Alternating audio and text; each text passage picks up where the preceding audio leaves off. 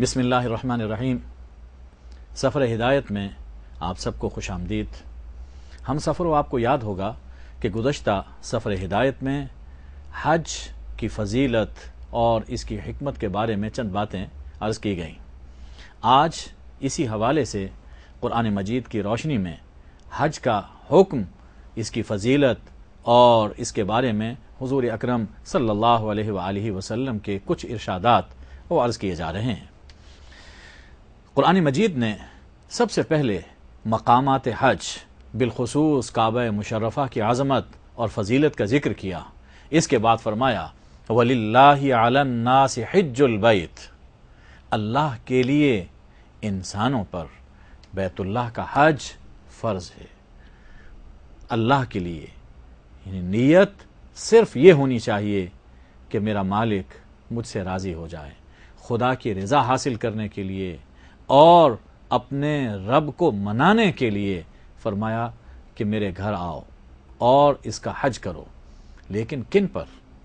من استطاع الیہ سبیلا، جو اس گھر تک پہنچ سکتے ہیں۔ یہ جو فرمایا کہ الناس، سب انسانوں پر ہے، ایمان رکھتے ہوئے جتنے بھی انسان ہیں اور جو ان میں اہل استطاعت ہیں ان پر حج بیت اللہ فرض ہے۔ الناس کے لفظ سے یہ معلوم ہوتا ہے کہ اپنے اپنے دور میں سبھی لوگ بیت اللہ کے حج کے لیے آتے رہے۔ روایات میں ہے حضرت آدم علیہ السلام سے لے کر حضور اکرم صلی اللہ علیہ وآلہ وسلم تک اللہ کے سبھی نبیوں اور رسولوں نے بیت اللہ کا حج کیا ہے۔ ذرا سوچئے، اگر کوئی اور فضیلت نہ بھی ہوتی تو سب سے بڑی ایک مومن کے لیے یہی تصور کتنا ایمان افروز ہے کہ میں ان مقامات میں ہوں جن مقامات میں اللہ کے سبھی انبیاء اور رسول آئے اور اپنے رب کی عبادت کرتے رہے۔ حج ان لوگوں پر فرض ہے کہ جو وہاں پہنچ سکتے ہیں، استطاعت رکھتے ہیں۔ استطاعت کیا ہے؟ حضور اکرم صلی اللہ علیہ وآلہ وسلم نے خود اس کی تفسیر بیان فرمائی۔ سب سے پہلی چیز تو یہ ہے کہ انسان صحت مند ہو، جسمانی طور پر کوئی عذر نہ ہو۔ پہلی چیز تو یہ ہے۔ اگر ایک شخص بیمار ہے، چل پھر نہیں سکتا، بیماری ایسی زیادہ کہ اپنے آپ کو سنبھال نہیں سکتا ہے، تو پھر اس کے لیے مناسب یہ ہے کہ وہ سفر حج اختیار نہ کرے۔ حج جہاں بہت بابرکت اور پرفضیلت عبادت ہے، اس کے ساتھ نہایت ہی پرمشقت بھی ہے۔ تو اسلام نے، ہمارے دین نے سب سے پہلی قید یہ لگائی کہ اس شخص پہ فرض ہے جو جسمانی طور پر صحت مند ہو اور حج کر سکے۔ دوسری چیز فرمائی کہ وہاں پہنچنے کا زاد راہ، سفر خرچ بھی اس کے پاس موجود ہو۔ اس دور میں مختلف پیکیجز وہ دیے جا رہے ہیں، حکومت کی طرف سے بھی ہے اور نجی اداروں کی طرف سے بھی ہے۔ جو شخص جتنا افورڈ کر سکتا ہے، برداشت کر سکتا ہے، اسے اپنے حالات کا جائزہ لے کر وہاں پر پہنچنا اور حج کرنا اس کے لیے فرض ہو جائے گا۔ تو جسمانی صحت ہو اور سفر خرچ ہو اور کوئی عذر نہیں ہے تو حج اس پر فرض ہے۔ حضور اکرم صلی اللہ علیہ وآلہ وسلم نے اسی آیہ کی تفسیر میں یہ چیز فرمائی کہ من لم یمنعہ من الحج حاجت ظاہرہ او سلطان جائر او مرض حابس، کہ جو شخص زندگی گزار رہا ہے اور اس کے لیے کوئی عذر نہیں ہے، کوئی رکاوٹ نہیں ہے، کوئی سیاسی رکاوٹ نہیں، کوئی مالی معاشی رکاوٹ نہیں ہے، کوئی جسمانی رکاوٹ نہیں ہے، اور وہ حج نہیں کرتا، اسی حال میں اس کی موت آ جاتی ہے، تو فرمایا کہ فَلْيَمُتْ إِنْ شَاءَ يَهُودِيًّا أَوْ نَصْرَانِيًّا، تو خواہ وہ یہودی ہو کر مرے یا وہ نصرانی ہو کر مرے، یعنی اللہ کو اس کی کوئی پرواہ نہیں۔ یہی جب حج کا حکم اللہ نے جس آیہ کریمہ میں دیا، سورہ آل عمران کی آیت نمبر 97 میں، اس کے آخر میں بھی یہی بات اللہ نے فرمائی کہ وَمَنْ كَفَرَ فَإِنَّ اللَّهَ غَنِيٌّ عَنِ الْعَالَمِينَ، کہ جو کفر کرتا ہے، یعنی یا تو مانتا ہی نہیں ہے کہ حج کرنا فرض ہے، اسے غیر ضروری سمجھتا ہے، یہ اعتقادی کفر ہے، اور یا اعتقادی کفر تو نہیں ہے، سمجھتا ہے کہ یہ اسلام کا رکن ہے، عقیدہ یہی رکھتا ہے، لیکن مال کی محبت میں اتنا ڈوبا ہوا ہے کہ حج پر رقم خرچ کرنا اس کا دل اسے برداشت نہیں کرتا، یہ عملی کفر ہے۔ تو اللہ فرماتا ہے کہ ومن کفرا، جو شخص انکار کرے، حج کا کفر کرے، اس کو نہ مانے، تو اللہ کو ایسے شخص کی کوئی پرواہ نہیں۔ اللہ سب جہانوں سے غنی ہے، بے نیاز ہے۔ یہ بات سمجھائی گئی کہ میں جو تمہیں حج کرنے کے لیے بلا رہا ہوں، تمہیں اپنے گھر بلا رہا ہوں، تو اس لیے نہیں بلا رہا کہ میں تم سے کچھ لینا چاہتا ہوں، بلکہ میں تو کریم ہوں، میں قادر مطلق ہوں، ہر چیز کے خزانے میرے دست قدرت میں ہیں، میں تمہیں اپنے گھر بلا کر کچھ دینا چاہتا ہوں، اگر کوئی نہیں آنا چاہتا تو مجھے بھی اس کی کوئی پرواہ نہیں ہے۔ اور قیامت میں یہ مال جو انسان بچا کے رکھ رہا ہے اور حج نہیں کرتا ہے، یہ مال اس کے کچھ کام نہیں آ سکے گا۔ تو فرمایا کہ جس پر حج فرض ہے اور وہ استطاعت رکھتا ہے تو اسے حج ضرور کرنا چاہیے۔ حضور اکرم صلی اللہ علیہ وآلہ وسلم سے پوچھا گیا کہ یا رسول اللہ، کون سا عمل افضل ہے؟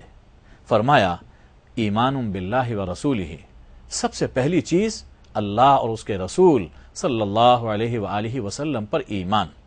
ایمان کے بغیر کوئی عمل مقبول نہیں ہوتا، تو بنیاد ایمان ہے۔ عرض کیا گیا کہ یا رسول اللہ، اس کے بعد کون سا عمل افضل ہے؟ فرمایا الجہاد فی سبیل اللہ، اللہ کی راہ میں جہاد کرنا۔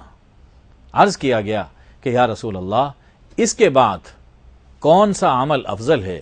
تو فرمایا حج مبرور، وہ حج جو مبرور ہو، سنت کے مطابق ہو، اللہ کے یہاں مقبول ہو جائے، تو وہ حج سب سے افضل ہے۔ ایمان اور جہاد کے بعد افضل عمل رسول اللہ صلی اللہ علیہ وآلہ وسلم نے حج کو قرار دیا۔ اور ایک حدیث میں یہ بھی فرمایا گیا کہ مردوں کے لیے تو یہ ہے کہ میدان میں جاتے ہیں، وہاں جا کر جہاد کرتے ہیں، خواتین کے لیے میدان کا جہاد تو نہیں، خواتین کے لیے حج میں وہی ثواب ہے جو اللہ مردوں کو جہاد میں ثواب عطا فرماتا ہے۔ خواتین کے لیے حج یہ بذات خود ایک جہاد ہے۔ یہ اس کی فضیلت رسول اللہ صلی اللہ علیہ وآلہ وسلم نے ارشاد فرمائی۔ اس کے ساتھ آپ نے ایک تلقین بھی فرمائی، ارشاد ہے کہ تابعوا بین الحج والعمرہ، حج اور عمرہ پے در پے کیا کرو، پے در پے حج اور عمرہ کیا کرو۔ آگے بڑھنے سے پہلے اس حکم پر غور کیجئے۔ ہمارے دور میں کچھ لوگ اس بات کی مخالفت کرتے ہیں کہ ایک سے زائد حج کیا جائے یا عمرے کا سفر کیا جائے، متعدد بار عمرے کیے جائیں، اس کو اچھا نہیں سمجھتے، اور یہ کہتے ہیں کہ یہی رقم فلاں مصرف میں خرچ ہونی چاہیے، غریبوں کی مدد میں خرچ ہونی چاہیے، اور مختلف فلاحی کام وہ یکدم یاد آتے ہیں کہ فلاں جگہ پر یہ رقم خرچ ہونی چاہیے، حج کرنا کوئی ضروری نہیں، عمرہ کرنا یہ بھی کوئی ضروری نہیں ہے۔ یہ عموماً یہ ایک وسوسہ ہے، ایک شبہ ہے جو ذکر کیا جاتا ہے، لوگوں میں پھیلایا جاتا ہے۔ لیکن حضور اکرم صلی اللہ علیہ وآلہ وسلم کیا فرما رہے ہیں کہ تابعوا بین الحج والعمرہ، پے در پے حج اور عمرہ کیا کرو۔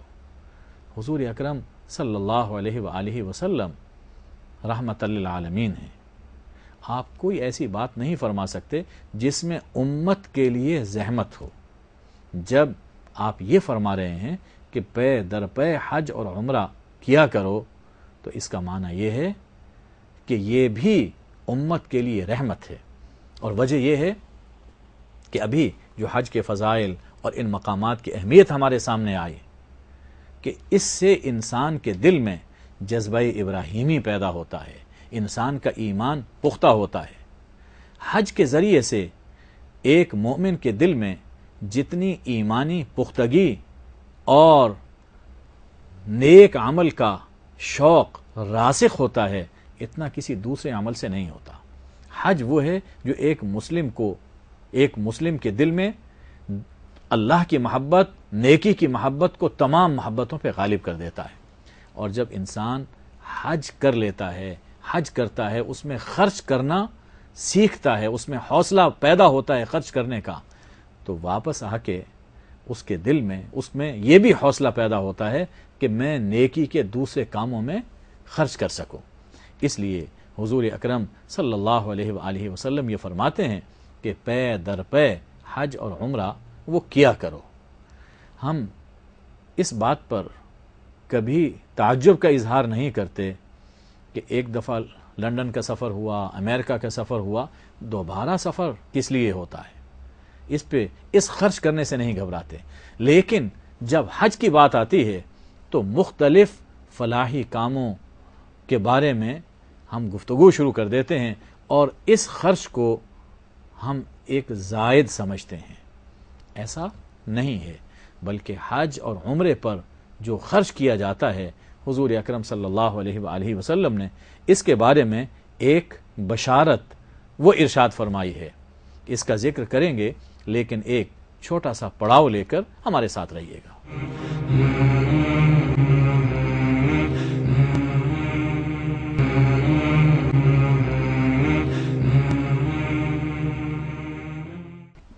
بسم اللہ الرحمن الرحیم۔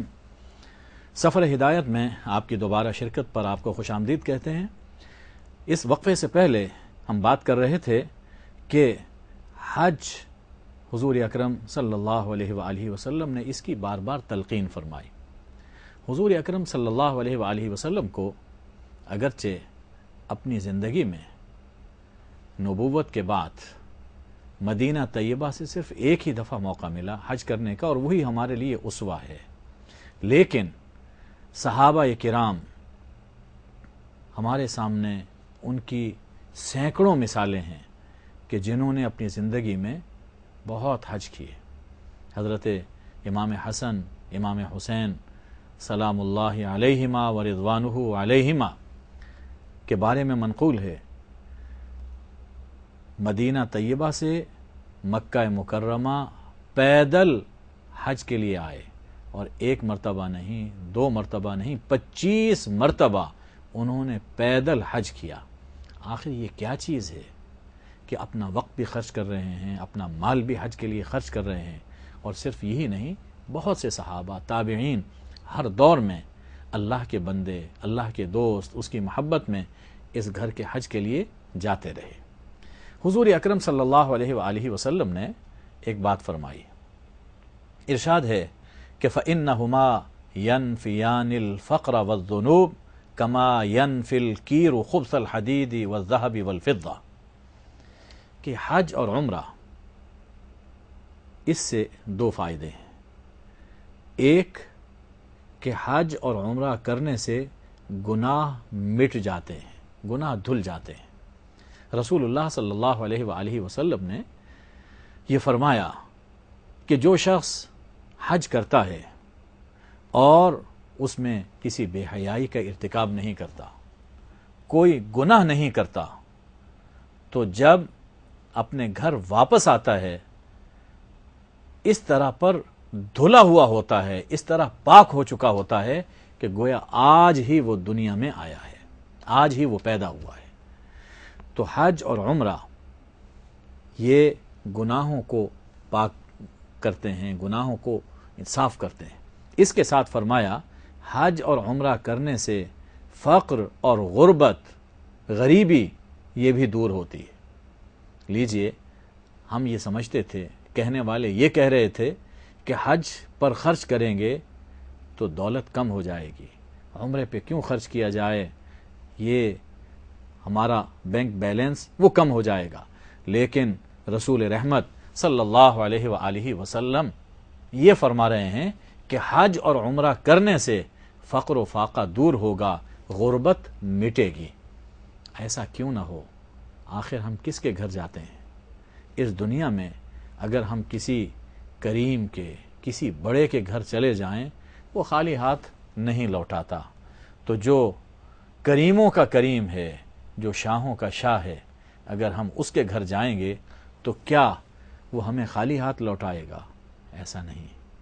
جہاں وہ ہمارا نامہ عمل اجر و ثواب سے بھر دے گا، اس کے ساتھ جو کچھ اس راہ میں خرچ ہوا ہے اللہ اس سے کئی گنا کسی ذریعے سے ضرور عطا فرما دیتا ہے۔ اور فرمایا کہ حج اور عمرہ گناہوں سے اور فقر و فاقہ سے یوں پاک کرتے ہیں کہ جیسے لوہار کی دھونکنی، یہ بلیک سمتھس بیلوز جس سے پرانے زمانے میں وہ آگ وہ بھڑکایا کرتے تھے، تو جیسے ان کی دھونکنی وہ لوہے، سونے اور چاندی کی گندگی کو، اس کے میل کچیل کو دور کر دیتی ہیں۔ وہ میل کچیل الگ ہو جاتا ہے، سونا اور چاندی باقی رہ جاتا ہے۔ تو فرمایا کہ یہ حج اور عمرہ اسی طرح انسان کی روح کو گناہوں سے پاک کر دیتے ہیں اور اس کے دل سے مال کی محبت اور دنیاوی محبتوں کی آلودگی کو نکال کر اس کا دل صاف کر دیتے ہیں۔ اور فرمایا کہ لیس للحجۃ المبرورہ ثواب الا الجنہ، حج مبرور وہ حج جو سنت کے مطابق کیا جائے، اس کا ثواب صرف ایک ہی ہے اور وہ جنت ہے۔ یعنی جس کا حج مقبول ہو گیا اللہ اس کے لیے جنت واجب کر دیتا ہے، وہ جنتی ہو جاتا ہے۔ کتنا بڑا ثواب ہے جو اللہ اس دنیا میں بھی عطا فرماتا ہے اور آخرت میں بھی عطا فرمائے گا۔ ہم سفروں حج کی اہمیت ایک اور حوالے سے بھی سمجھ میں آتی ہے۔ شریعت کا یہ حکم ہے کہ اگر کوئی شخص بڑھاپے کی وجہ سے، کسی بیماری کی وجہ سے خود حج نہیں کر سکتا تو لازم ہے کہ کسی دوسرے کو اپنی جگہ حج کروا دے، جسے حج بدل کہا جاتا ہے۔ خود بڑھاپے کی وجہ سے نہیں کر سکتا، بیماری کی وجہ سے نہیں کر سکتا، تو اتنا ہی سفر خرچ جو خود کرنا چاہتا تھا وہ کسی دوسرے کو دے دے تاکہ وہ اس کی جگہ حج کرے۔ اسی طرح اگر والدین حج نہیں کر سکے اور صاحب ثروت تھے، ان پر حج فرض تھا، انتقال ہو گیا، انہوں نے وصیت کی ہے تو اولاد کے ذمے لازم ہے کہ ان کی طرف سے حج کروائیں، اور اگر وصیت نہیں کی ہے تو اولاد کی یہ سعادت مندی ہے کہ جہاں ان سے وراثت میں دولت حاصل کی ہے تو وہ اپنے ماں باپ کی آخرت کو سنوارنے کے لیے اور گرفت سے، اللہ کی گرفت سے بچانے کے لیے اس دولت سے ان کے لیے حج کروائیں، حج بدل کروائیں، یہ ضروری ہے۔ دیکھیے، نمازیں رہ جائیں اس کے لیے نماز بدل نہیں رکھی گئی، روزہ رہ جاتا ہے روزہ بدل نہیں رکھا گیا، اس کے لیے مالی فدیہ وہ بھی مقبول ہے۔ لیکن حج ایسی عبادت ہے کہ جس کے لیے مالی فدیہ نہیں ہے بلکہ حج بدل کرنا ضروری ہوتا ہے۔ یہ حج بدل کا حکم خود حج کی اہمیت کو ظاہر کر رہا ہے کہ اس میں مال کا فدیہ وہ قبول نہیں ہوگا، بلکہ کوئی نہ کوئی اس کے بدلے میں جائے اور جا کر حج کرے، تبھی اپنے فریضے سے یہ عہدہ برا ہو سکتا ہے۔ حج بدل کا حکم خود رسول اللہ صلی اللہ علیہ وآلہ وسلم نے ارشاد فرمایا۔ صحیح بخاری اور صحیح مسلم میں روایت ہے، حضرت ابن عباس رضی اللہ عنہما اسے بیان فرما رہے ہیں کہ قبیلہ خثعم کی ایک عورت حضور اکرم صلی اللہ علیہ وآلہ وسلم کے پاس آئی، اور یہ حجۃ الوداع کا قصہ ہے۔ عرض کیا کہ یا رسول اللہ، میرے ابا پہ حج فرض ہو چکا، وہ صاحب ثروت ہیں، لیکن اس وقت عمر کے اس مرحلے میں ہیں کہ وہ سواری پر بیٹھ نہیں سکتے، بہت بوڑھے ہو چکے ہیں، تو کیا میں کیا کروں، میں ان کی طرف سے حج کر سکتی ہوں؟ تو حضور اکرم صلی اللہ علیہ وسلم نے فرمایا کہ ہاں، تم ان کی طرف سے حج کر سکتی ہو۔ اس روایت میں جہاں یہ بات سامنے آئی کہ دوسرے کی طرف سے حج اگر اس نے نہیں کیا ہے تو حج بدل کرنا یہ ضروری ہے، یہ بات بھی ہمارے سامنے آتی ہے کہ مرد کی طرف سے مرد حج کرے یا مرد کی طرف سے کوئی عورت حج کرتی ہے تو وہ بھی حج بدل شریعت میں اس کی اجازت ہے۔ ایک اور واقعہ حضرت ابن عباس رضی اللہ عنہما نقل فرماتے ہیں کہ ایک شخص نبی اکرم صلی اللہ علیہ وآلہ وسلم کی خدمت میں حاضر ہوا، عرض کی کہ یا رسول اللہ، میری بہن نے حج کی نظر مانی تھی اور اس کا انتقال ہو گیا۔ حج کبھی یوں فرض ہوتا ہے کہ وہ صاحب ثروت ہے، اور کبھی اگر کوئی شخص نظر مان لیتا ہے، منت مان لیتا ہے کہ میں اللہ کے گھر کا حج کروں گا اگر میرا یہ کام ہو جاتا ہے، یا کسی حوالے سے اپنے اوپر حج لازم کر لیتا ہے تو اس پہ حج کرنا فرض ہو جاتا ہے۔ تو ان صاحب کی بہن نے یہ نظر مان لی تھی کہ میں حج کروں گی، لیکن ان کا انتقال ہو گیا، تو وہ سوال کرتے ہیں کہ یا رسول اللہ، اب میں کیا کروں؟ اس پر حضور اکرم صلی اللہ علیہ وآلہ وسلم نے بڑے لطیف انداز میں سمجھایا کہ یہ بتاؤ، اگر تمہاری بہن پر قرض ہوتا تو کیا تم ادا کرتے؟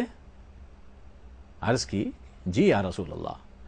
فرمایا کہ حج ان پر قرض ہو چکا، یہ فرض اب ان پر قرض ہو چکا، اور یہ اللہ کا قرض ہے، اور اللہ کا قرض اس بات کے زیادہ لائق ہے کہ اسے ادا کیا جائے۔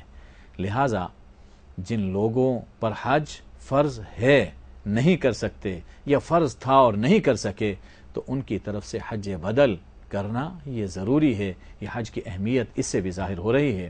اس کے ساتھ میں ایک بات کی طرف توجہ دلانا چاہوں گا کہ حج کے لیے آپ جب درخواست جمع کروائیں تو اس احتیاط کے ساتھ کہ ایسے لوگوں کے ساتھ، ایسے گروپ میں حج کی درخواست دیں کہ جس میں کوئی اچھے عالم بھی آپ کے ہمسفر ہوں۔